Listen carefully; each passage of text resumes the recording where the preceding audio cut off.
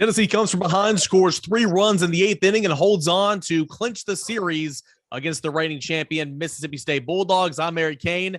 Ben McKee, live from Mississippi State. This is Around the Horn, Volquest.com. Ben, it was a very quick-moving game, right? Just 1 run apiece up until the 7th inning, and then it's Mississippi State that tacks on 2 in the 7th. Tennessee responds 3 in the 8th, and the Volunteers able to hold on. A really nice ending to a quick baseball game.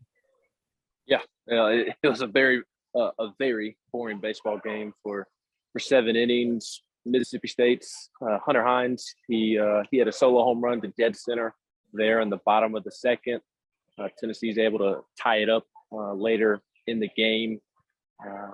Seth Stevenson coming through with a big 2-out RBI single.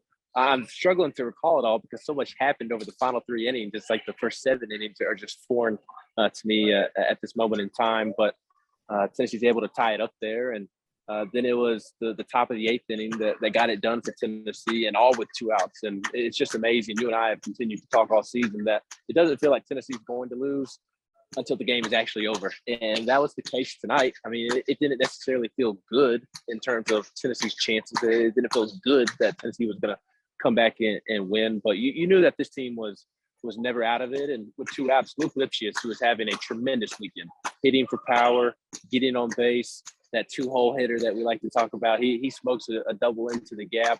Jordan Beck, who's been struggling this weekend as well, a little bit, obviously had the home run, but has had a couple of strikeouts that I'm sure that he would like to have back, and had a frustrating night up until that point, and he wasn't pouting or anything. He gets up and he smokes an RBI single.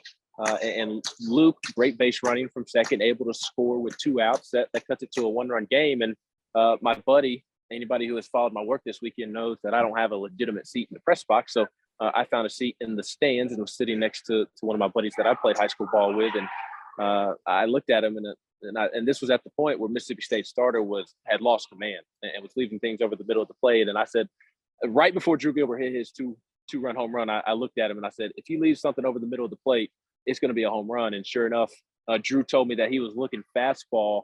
The pitcher hung a slider over the middle of the plate. Drew went oppo with it, 2-run home run. And then Blake Tidwell came in, and it was blouses after that. Yeah, I was going to say, Tennessee 3 runs off 8 hits tonight, or at least that was Mississippi State's line. Tennessee was 4 runs off 8 hits, left 6 on. But the veterans in that lineup, Jordan Beck, Drew Gilberts, really came through. You mentioned Luke Lipschius here tonight, and Blake Tidwell came in. Chase Burns made the starts. He goes 6 innings, 3 runs, 8 hits, 6 strikeouts, no walks, 80 pitches. A good outing, but Blake Tidwell came in, slammed the door shut, struck out the side in the 7th when he came in, had 2 strikeouts in the 9th. He goes 3 innings, 5 strikeouts, no walks, 42 pitches. From your vantage point, though, it was difficult to see. I understand that, or at least I guess until you went in the stands. What did you see from Blake Tidwell tonight and his really good relief appearance here for Tennessee? Well, I was in the stands all game long, even if the usher at the top of the section that I was sitting in asked me for my ticket, and I said, no worries, ma'am. I'm just saying hello to the fine gentleman down there. Thankfully, she never came and checked my ticket again or told me to leave. But so I did sit down third base side the entire game. But obviously, I didn't have a behind the plate view. And honestly, I haven't even checked the box score yet. I've been running around like crazy. But he was dominant. You don't need to check the box score. You don't need to see the home plate view to know that he was on fire. They couldn't catch a fastball. They weren't touching his slider. That is the vintage Blade Tidwell that we have been waiting on. You and I talked about it in the Diamond Vols podcast preview on the weekend, wrapping up last weekend. I wrote about it in the 3-2-1.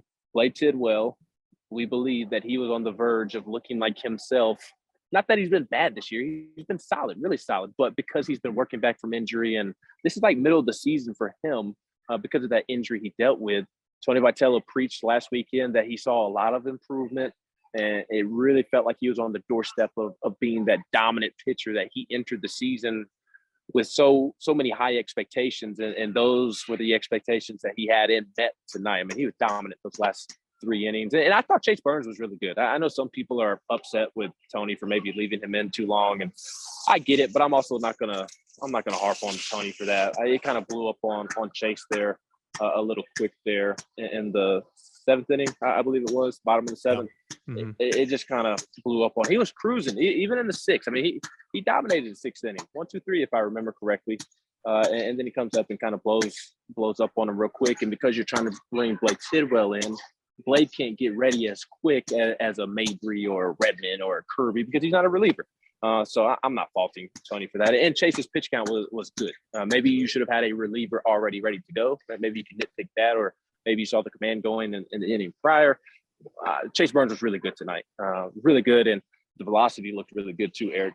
Up to 100 in the first inning, hit it in the third inning and as well, but sat upper 90s for most of his outing, and he's looked really good, and hard not to feel good about Tennessee's pitching staff going into Hoover. Chase Dolander was dominant last night, and then Chase Burns tonight, and then obviously Blake Tidwell. Yeah, no kidding. And speaking of that sixth inning, 2 ground outs and a fly out for Burns. He was flying through that inning. But you brought up Hoover there, and with Blake Tidwell coming out of the bullpen tonight, 3 innings, looking really, really sharp. Do you envision him getting the ball first at Hoover? Is this kind of set up nicely for him to get the that first start? Yeah, and Tennessee's obviously not going to commit to anything. They're going to reevaluate the situation. I just kind of think if you connect the dots, it seems pretty clear that Blake Tidwell is going to get that start game one. At least I would be pretty surprised if he didn't get that start game one. Chase Dolander, you're not going to want to pitch him on short rest. So you throw Blade or whoever on Wednesday, then I think Dolander will throw on Thursday. And then if you have to play on Friday, as a guy fake sneezes in the middle of my video, shout out to you, groundskeeper. But Burns will be ready to go next Friday if they have to play. Granted, if you win the first 2 games in Hoover, you get Friday off and automatically go to Saturday. And in that situation, with Drew Beam pitching here in Starkville on a Saturday, you would have a fresh Chase Burns and a fresh Drew Beam ready for Saturday, Sunday. Camden Sewell, always an option. Ben Joyce, an option as well. I just think it makes the most sense that Tennessee wanted to get the freshman back in the rotation this weekend. And then you have Blake Tidwell come in and pitch 2 to 3 innings, make sure that he gets some work. And Tony's been adamant that he's turning a corner. You saw that tonight. I just think it makes a lot of sense to start Blake Tidwell game one. And I'd be surprised if you didn't see Blake Tidwell game one in Hoover. That time of the year when you start kind of mapping out who's going to be throwing what game in the conference tournament, the regionals, and hopefully supers and Omaha. But that's there. This is now. And anything else big from this game? Tennessee wins 4-3. Anything Tony Vitello said post game? Anything else we need to touch on here on Around the Horn? Yeah, nothing too crazy. We pretty much covered it. I mean, it's a pretty boring baseball game up until those last couple of innings. I mean, the story of the game was Chase Burns starting, but Blake Tidwell finishing it. That was Blake Tidwell. Blake Tidwell is back. That in the top of the 8th inning. Those were the storylines tonight. And then obviously their starter was really, really good. I know he has a high ERA, 5.55, I believe, entering the game, and 3-3 on the season. So that makes you think going into the game, oh, Tennessee should crush this guy. But he leads the SEC in strikeouts.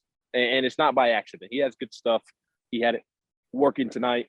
And he was really good. I don't think it was really a hangover. I asked the players that in, Tony, after the game, and they shook it off and said, no, we just needed to make adjustments at the plate. He was really good, and Tony liked it, and Drew Gilbert liked how they showed up to the ballpark.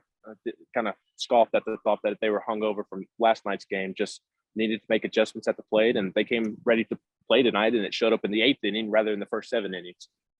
Mississippi State scores 2 in the bottom of the 7th to take the lead. Tennessee responds with 3 in the top of the 8th for the 4-3 victory. Drew Gilbert, the 2-run home run. Jordan Beck, the RBI single. And Tennessee clinches the series victory against the reigning champs at Mississippi State with a 4-3 win here in Game 2. Ben, plenty of coverage coming up at Volquest.com. You'll have 4 quick takes. You'll have video, Tony Vitello and players. All that to look forward to. And, of course, you got Game 3 of the series tomorrow, 3 o'clock Eastern. You catch Ben covering that game right here at Volquest.com. For Ben McKee, I'm Eric Kane. You're on Around the Horn, Volquest.com.